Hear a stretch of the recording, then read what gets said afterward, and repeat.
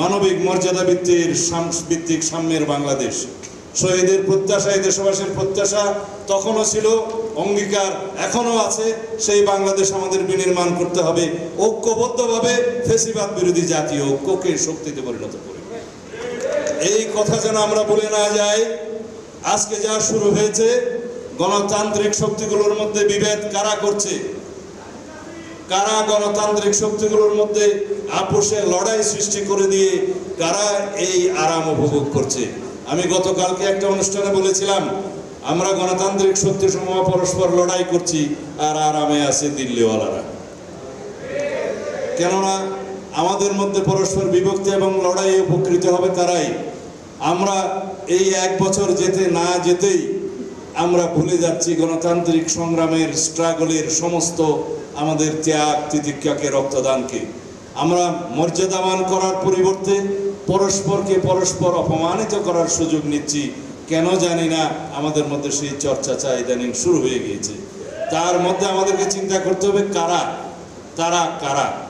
তারা ওরাই যারা আমাদের ভিতরে বিভক্তির মধ্য দিয়ে সুযোগ নেবে।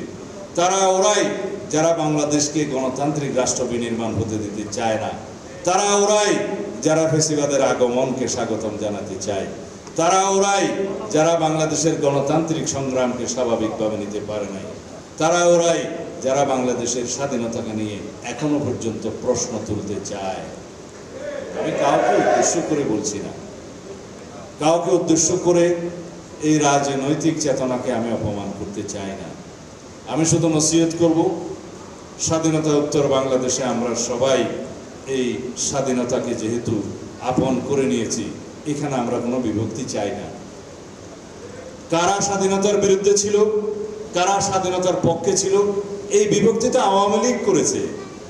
স্বাধীনতার পক্ষের এবং বিপক্ষের শক্তি সাজিয়ে স্বাধীনতার চেতনা, মুক্তিযুদ্ধের চেতনা বিক্রি করে তারাই ফায়দা নিয়েছে।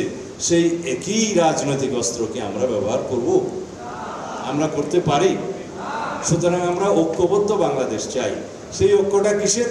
সেই ঐক্যটা হবে জুলাইয়ের 2024-এর ছাত্র গণ অভ্যুত্থানের ফ্যাসিবাদ বিরোধী জাতীয় ঐক্য।